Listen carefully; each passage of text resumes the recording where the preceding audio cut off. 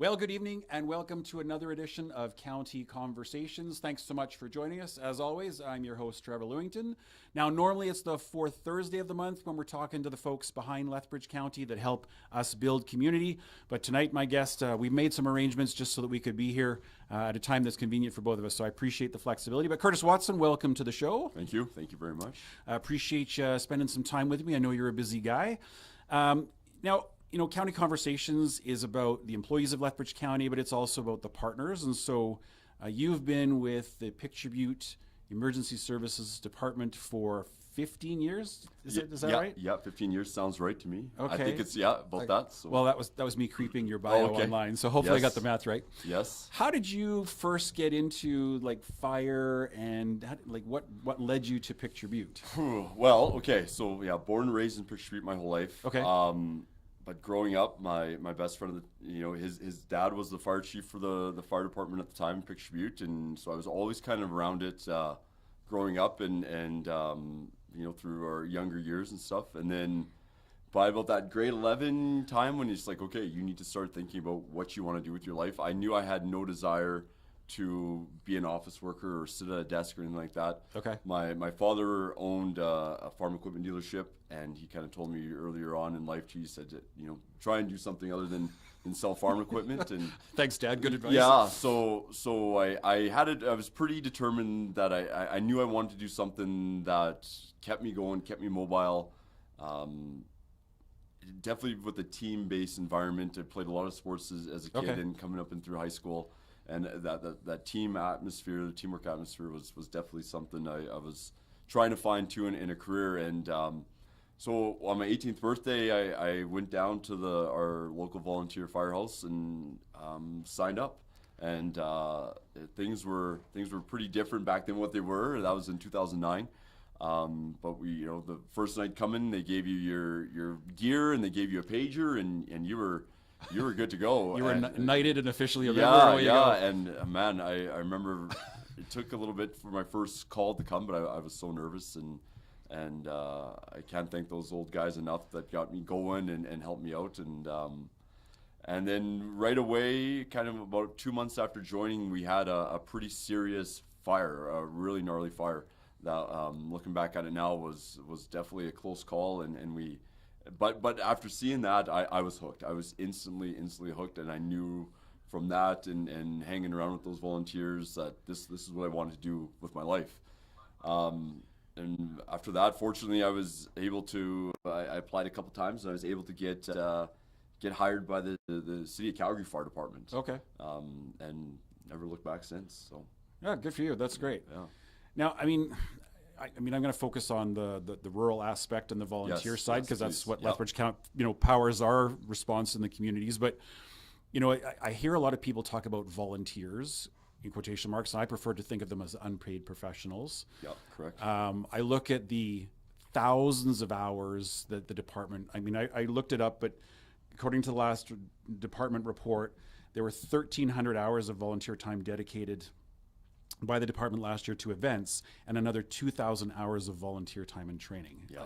I don't think people appreciate what goes into being just a volunteer firefighter. Can you talk a little bit about kind of because it's different. It's not just here's your pager, here's your uniform today. No, what does that look like today? It has come a tremendous amount since the time that I've been fortunate to be a part of it. And we have seen a massive transition where we are training to an extremely high level. We in my department, we drill every Thursday night, and it's anything from 2 to 3 hours a night of training. And then we have weekend courses. We have courses elsewhere. We're sending guys down to the United States quite often for training and conferences and trying to stay on that cutting edge of the knowledge and technology that's coming out there. So we're right up there, and we are training to the exact same standard that I do in a big city to what we do out with our volunteers. It's turned into more than just like you said, that being the local volunteers. We are unpaid professionals, I guess, more or less. We talk to our guys all the time, remind them that we are professional firefighters, and we got to act like it, and the public expects us to be, and so we got to adhere to that standard. Yeah, and I guess you get that perspective of actively working for the City of Calgary, also volunteering locally, the expectation is the same, right? The work responding to a car fire is the same regardless of which department hat you have on. Absolutely. As we just did one last week, actually, out on Highway 25, just north of town, and we would have handled it the exact same if we did it there, if it was on Deerfoot Trail in the city of Calgary. It is the exact same, and we're doing same tactics and same strategies and doing everything that we would there, right with the volunteers, and it's tremendous when you think about it. What these men and women are doing, they're dropping whatever they are at a moment's notice, whether it's family time or a full-time career job of their own or second career, and coming down and answering the call, and it's quite admirable when you look at what these guys do. Fortunately, when I'm home, I've got the time and the ability to give the time, so it's not often where I'm having to drop something too serious when I'm home and available. But our other guys are, where they're leaving family and kids and stuff like that and going. So yeah, but I want to come back to that statement. I have a full-time job as a firefighter, and in my downtime when I have my days off, I volunteer to also be a firefighter. I think that says a lot about who volunteers. Yeah, it's our guys are all dedicated. I can't stress that enough. Dedicated, willing to do whatever it takes individuals, and that's exactly what we want. And I think I know that Picture Butte, we have a pretty solid, strong reputation in the area of being a quality, aggressive, hard-hitting fire department, and that's exactly what we want. We show up, and we're not afraid to stretch a line to a place where maybe some other folks might not, and handle that fire and give it a good shot right in the teeth, if that makes sense, I guess. So, oh, cool. I can't talk enough about how quality our guys, our members are. Well, my previous life as a mayor in a small town, I'm always blown away by the volunteer departments, these unpaid professionals. I guess I have difficulty understanding what compels people to say, I'm going to put myself in harm's way, I'm going to drop these things, and I'm going to do it for no pay whatsoever. Like, what brings people to the department? What do you like? Is there a consistent trend in what motivates people to join up or sign up? I think the general trend is, I think it's people that either, one of our biggest recruiting tools is word of mouth and having a friend on the department, and then that friend will go and tell another friend, say, hey, this is what we're doing here. Or we have a father-son combination where the father might have been on it before, then the son wants to try, or the daughter wants to try. And so we rely heavily on that. But yeah, it's to answer your question, what does it take and stuff like that? I think it's an individual that definitely wants to be doing more with themselves. Okay. And that desire to want to help somebody and help their community, serve their community, that servant leadership aspect to in it, and which we value significantly. We've kind of come to the conclusion now that we are in competition in people's lives. People are busy. You look at your average person, and they have a full-time job, they've got a family, they've got children that are doing activities, they've got other commitments, and then they just have downright downtime, leisure time, where they need to be doing nothing. And then we fall kind of somewhere in the middle of where people are able to give us their time. So we are in heavy competition with people's time, and the any bit of time that people are willing to give us, we have to be so grateful and thankful for. We're asking people to do some not so very nice things for not a lot of compensation. We can't offer them benefits. We offer a pretty minuscule little bit of money, just a thank you for your time and stuff like that. But I know for a fact if we didn't do that, not one of our guys would leave. One of our members would leave if we took that little bit of pay away. They are all there 100% for free. Yeah, so. I mean, it's a heck of a way to give back to your community. And so if you are volunteer firefighters watching, I thank you on behalf of all of the communities in our region and anywhere else. It is an enormous commitment of your time, and I think it's an amazing thing that happens there. You talked about leadership, so I'm gonna go there for a second. I would imagine that you're in a leadership role within the department, but there's probably been some leadership lessons that you've learned coming out of that experience over the last decade or so. Like, is there anything sort of a profound leadership truth or a profound leadership lesson that you've kind of taken away from developing teams and growing crews? And The best one I can say is take the time to listen to your members. Okay. Take the time to listen to their concerns. Take the time to listen to what they've done in their week. Take the time to ask them how their day is, and just be present and listen. Listen to what they got to tell you. Listen to, are they having trouble with this? Are they having trouble with that? Do they have a kid that's excelling at something? Take that second and listen to them. If you got somebody that's willing to listen to you, I think that builds a tremendous bond, and just show them the respect, and give them that time, and I think that definitely can go a long way. And then be present, lead from the front. I won't ever ask our volleys our members to do something that I won't myself, and just be present for them. Be dedicated.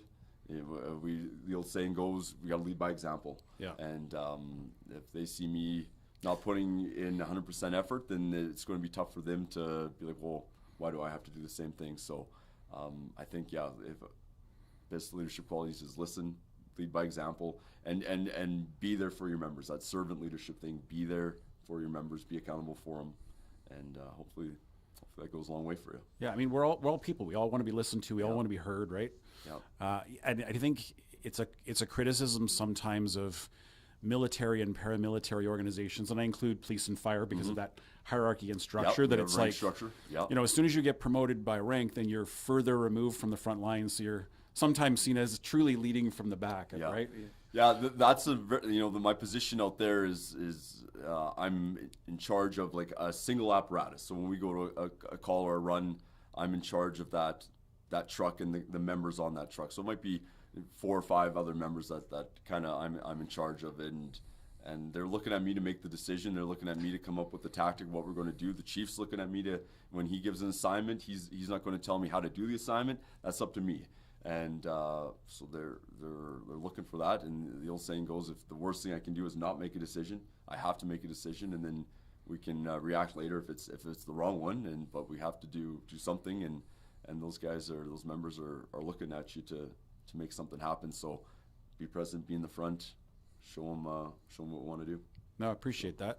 Now, speaking of decisions, when I read the stats, there were 729 calls last year that the department responded to. So every one of those is a unique situation requiring a decision.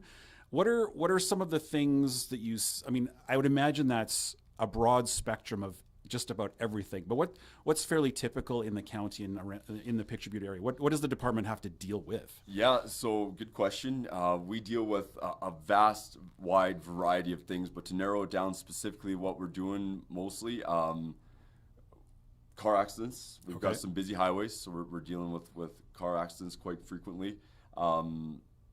Fires have been a big response for us this year, and building fires, house fires. We've seen a huge influx of those this year. Why that is this year, I don't know what's different about 2026, but our fires are up significantly this year.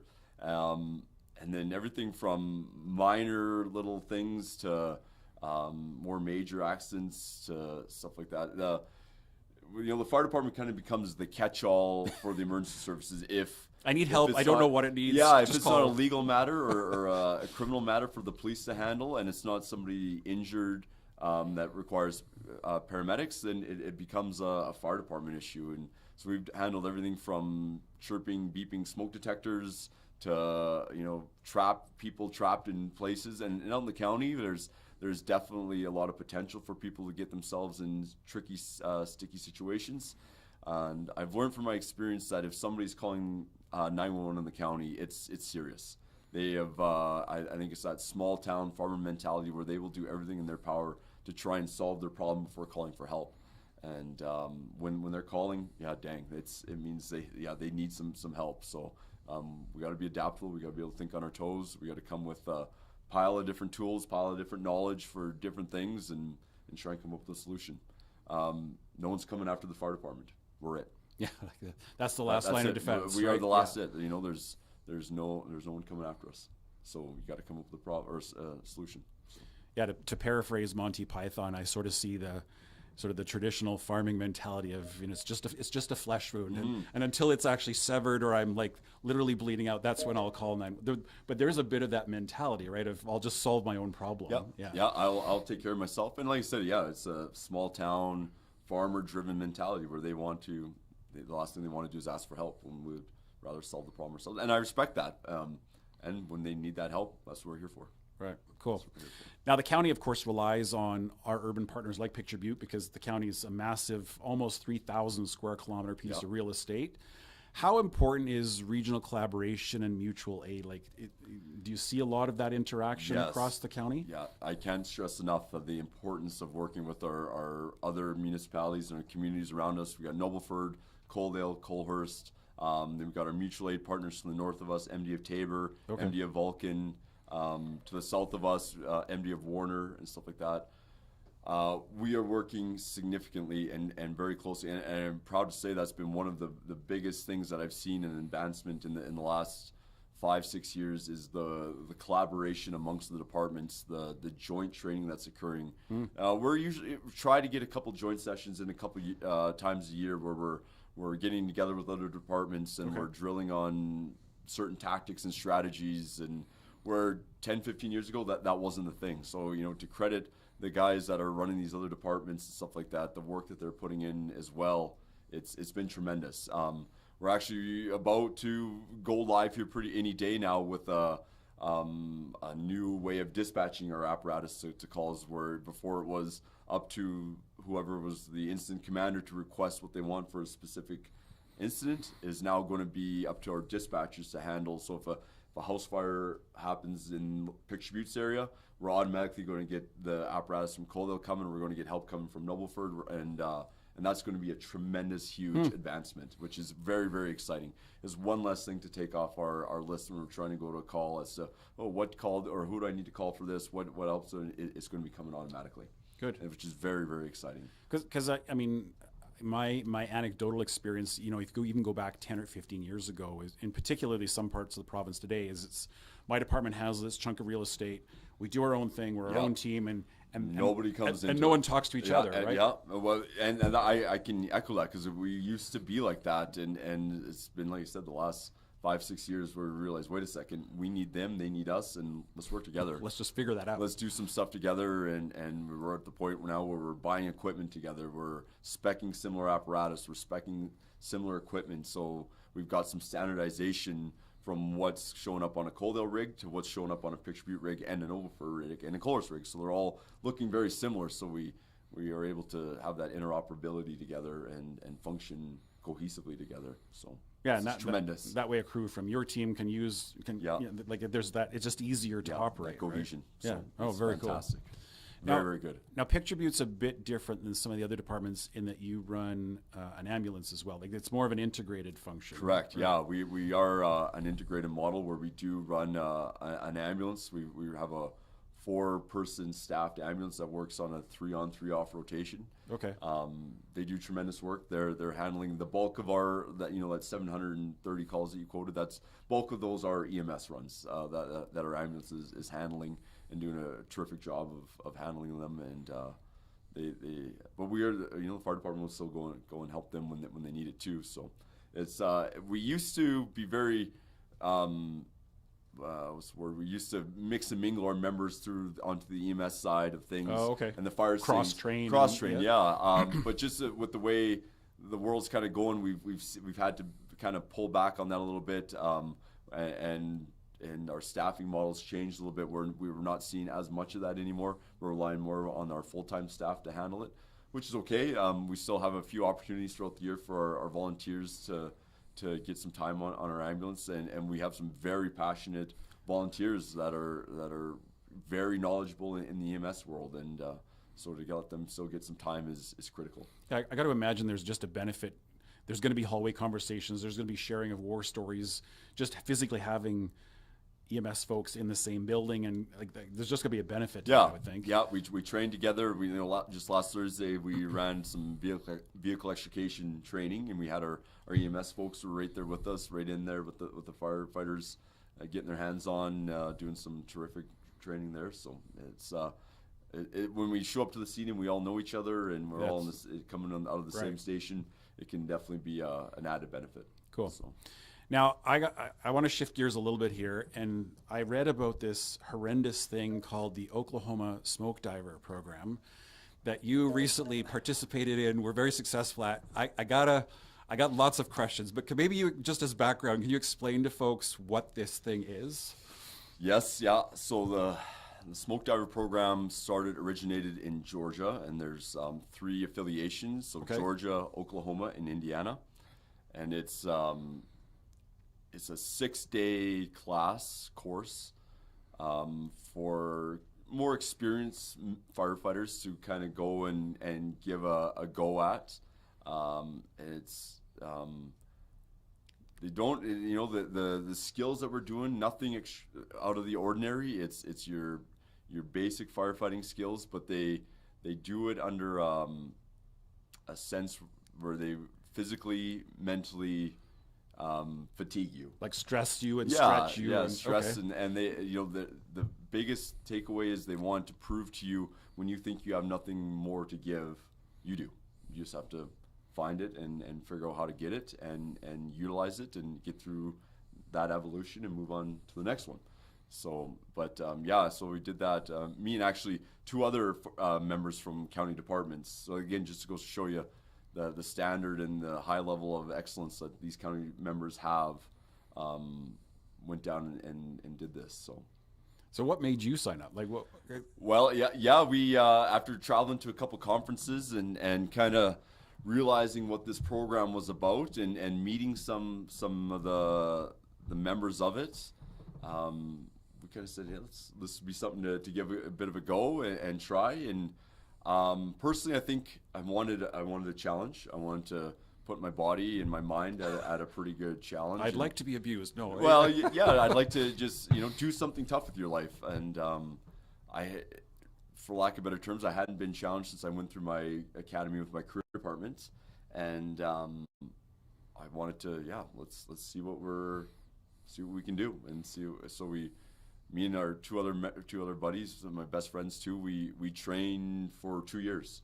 Wow. Working out and their big thing. One of their big things is being able to do they do morning workouts, but in your full gear with your SCBA, so your tank on your back and stuff like that. Full gear, boots. Yeah. Okay. Yeah.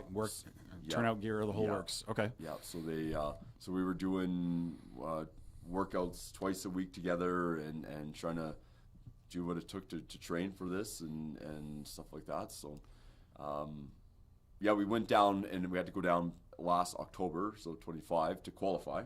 Okay. And so we went down, made the trip, and all 3 of us qualified, and then had to go back down in February this year to give it a go. But it's a fairly elite level. Like, this is not something that's just open to everyone. To your point, you have to qualify. Like this, they don't take that many people over the course of a year, do they? The Oklahoma program, they run 1 class a year. So we started with 42 individuals in the class. In North America wide, 42 people. Yeah.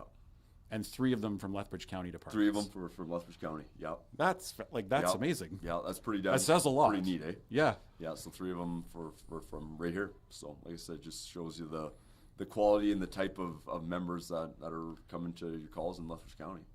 So. No, I feel very reassured. I had no idea. No. So, it was it definitely had some major takeaways from it and learned a tremendous amount about the mind aspect of things, and I kind of based everything on just get through the next 5 minutes. I just need 5 more minutes. And there was times where I'm like, I don't want to be here anymore. I don't want to keep doing this, and just get through 5 more minutes. So was that the biggest takeaway? Was that the mental discipline, like just bust through the next barrier? Yeah, just focus on 5 minutes ahead. And Okay. if we started on a Sunday morning, and if you started thinking about Wednesday, Thursday, You're dead. Friday, it wasn't going to go well for you. So you just had to focus and think for the next 5 minutes. Well, congratulations. I mean, like I said, that does not sound like fun to me. That sounds horrendous, but I'm sure the personal growth and that just coming through that has got to be pretty rewarding. Yeah, it was a good feeling. Definitely a good feeling after, and so I was ready to get back home though and bring what I learned there and share the message and bring that ideology and that what they promote back home with us. Right. And so I think we're doing that, and I think we're doing that as it is already, which is pretty neat to look at too. That I think we got other members in our departments too that could, if they focus for about 6 months on some training, I think they would be successful as well going down there and doing it. So again, it just goes to show the type of members that we have in these departments. So, I mean, the real question, I guess, is, are you making them all do workouts now in full gear? No. Is that like coming? Or no, like... we're not pushing it too hard. And, okay. We do, though. I will say we've got about, in my department, we've got about 7-8 members, though, that they get together once a week on a weeknight. And it's not even me telling them, but they go and they do a gear workout, and they're getting their time in and their reps in, which is incredible. That's awesome. If I'm doing one around the station, too, I usually have 1 or 2 other members want to stop in and join and stuff. So it's quite neat. I know that's happening too in the Colo department. They've got a pretty good little group of members too that are doing the gear workouts and building that resilience for what it takes. So that's pretty cool. Yeah, that's very cool. Yeah. Now, I mean, we often get a lot of students watch the shows, and so I'm curious, if there's a high school student right now that's maybe, as you were, what am I supposed to do next? And the farm implement dealership is not the answer. Selling farm equipment, no thanks. What advice would you give to aspiring students? Like, how do they explore fire as a career? How do they get involved with their local department? What advice would you give? Yeah, I would say if you are in a small area with a volunteer department, go get involved. Go knock on the door, find out what night they train, find a member, go talk to them, and then show up and get involved. And the old saying goes to, you get what you put into the volunteer world as well. If you're willing to commit and you're willing to dedicate, you are going to get a tremendous amount out. The more you put in, like I said, the more you get out. And I firmly believe that was something that allowed me. There was lessons that I've learned in the volunteer world that helped me not only get hired in a career department, but also get through through the smoke diver program that I've learned and developed and building that resilience and doing tough things and stuff like that. So that would be my best advice, is just go get involved, go knock on their door, go down and see what they're up to. And I'm guarantee that somebody there will give them the time and show them around and stuff and try it out. The volunteer world is a tremendous way to get some knowledge and to give it a try and see what you like, see what you don't like. And we've had some volunteers that have come through and they say, hey, after 6 months, this isn't for me. No problem. Absolutely no problem. That's at all. An important learning. Yeah, right? yeah. This is not what I want. This is not what I want to do. This is not for me. Yeah. And that is no problem at all. Like we said earlier, we're asking people to do some not very nice things sometimes, and it's not for everybody, and that's no problem. But that would be my best advice. If they're coming out of high school, they want to give it a go. Just go get involved. Go knock on the door. And see what you can do. Because a lot of departments do have like junior volunteer programs, and there is some youth-focused programming, right? Yes. The Colo department, they run a tremendous fire academy partnered with the school division, and they've run a class every Friday afternoon for grade 11, grade 12 students, and they're graduating high school with their medical training and their firefighter training. So they're coming out the door ahead of what seems some of our guys are starting with in the volley world.